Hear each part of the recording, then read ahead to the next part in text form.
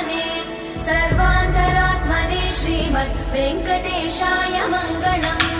स्वतः सर्वविदे सर्वशक्तये सर्वशेषिणे सुलभाय सुशीलाय वेङ्कटेशाय मङ्गलम्। परस्मै ब्रह्मणे पूर्णकामाय परमात्मने प्रयुञ्जे परतत्त्वाय वेङ्कटेशाय मङ्गलम्। आकालतत्त्वमशान्तमात्मनामनुपश्यताम् अतृप्त्यमृतरूपाय वेङ्कटेशाय मङ्गलम्।